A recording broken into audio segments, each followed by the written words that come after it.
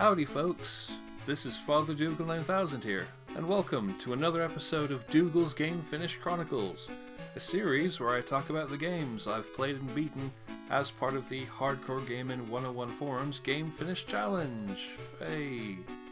After last week's episode, where I ended up covering 5 games, that's 5, not 6, as I stupidly said in the opening because I didn't look at the video editor properly. I'm a banana brain. But yes, instead of talking about 5 games, we're back to business as per usual with 3 video games, all of which are somewhat unusual and very cool because of that. It's nice talking about cool video games. Today's games were originally logged from the 5th to the 8th of May 2021.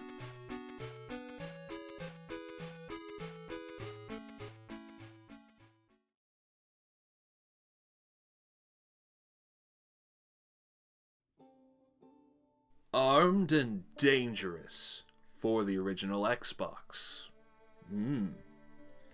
I never really heard of this one before I grabbed it off the Xbox 360's Games with Gold last year, but I quite dig it.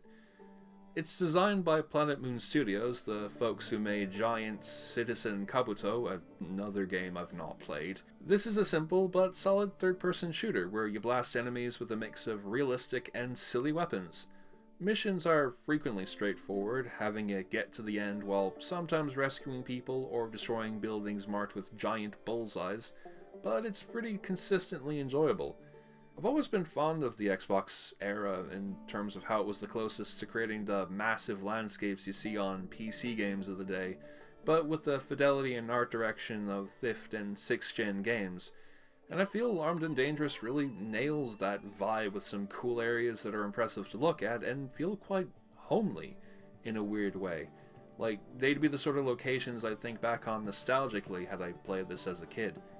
That size, that grandness, is also put to good use in some levels, because they grant you a jetpack to jump all over the place to accomplish your objectives, with certain levels being memorably large in ways I don't think could have been pulled off in quite the same way on the PS2 or the GameCube, unless they had loads and loads of time to optimize the engine in porting the game or something. The progression can sometimes feel abrupt, particularly in how suddenly the game comes to a close, but I overall enjoyed myself the whole way through.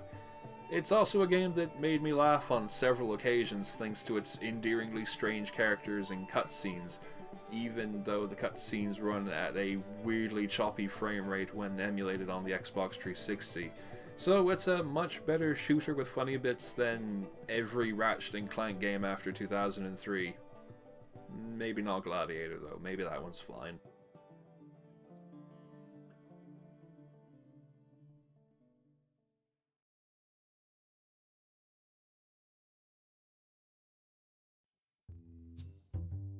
Boo Quest. Pilgrimage for a Plot Device. On the browser. This here is a short, flash graphic adventure game by an artist called Boots back in 2012. It takes his character, a lackadaisical ginger cat also called Boots, and plops him into a brief LucasArts-style adventure game where you can explore your apartment and find some way to get rid of the giant spider stopping you from leaving. Yes. The graphics are pretty cute, and although the character's voice is a bit odd at first, it works well with how the dialogue is written, and the overall pacing is quite good. There's plenty of dialogue to stumble across from looking at objects multiple times, so it's definitely worth digging into if you really like that aspect of adventure games. I quite got into the vibe it had going on, even though it only lasts about 40 minutes of just this handful of rooms to escape from your flat, and I definitely recommend giving it a shot if it sounds up your alley.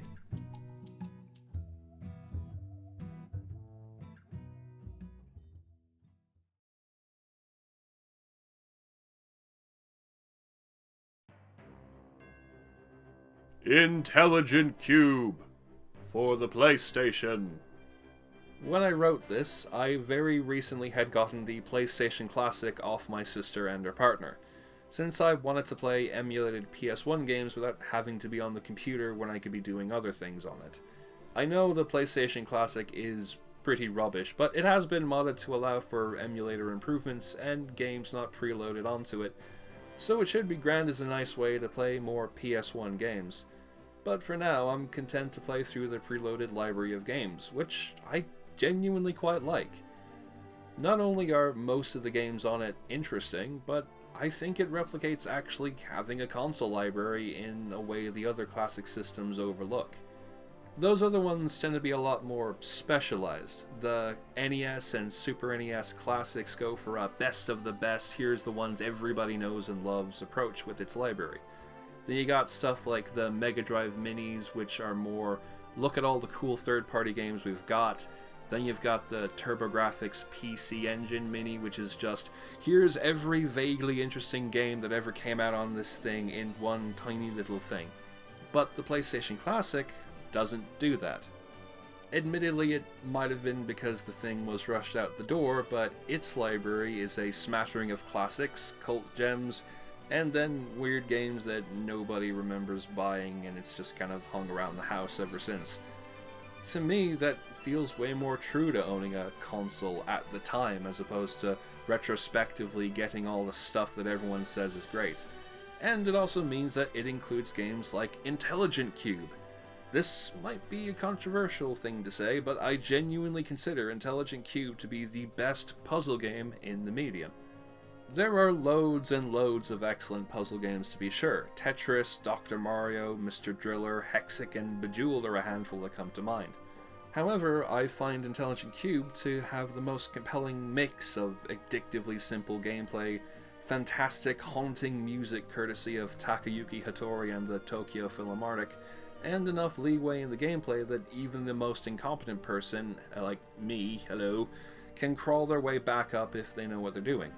It's one of my favorite PlayStation games, and if I was able to emulate PS2 games properly, I'd defo tackle this series for the Hardcore Gaming 101 website in a heartbeat.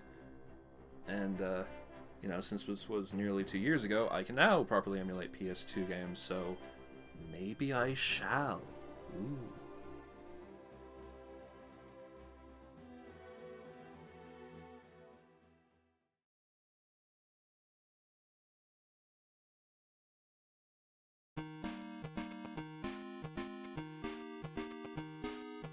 And with that, we've wrapped up another episode of the series. Hey! I hope that you enjoyed watching, and that you'll tune in for the next video. Thank you so much, and until we meet again, have a wonderful day.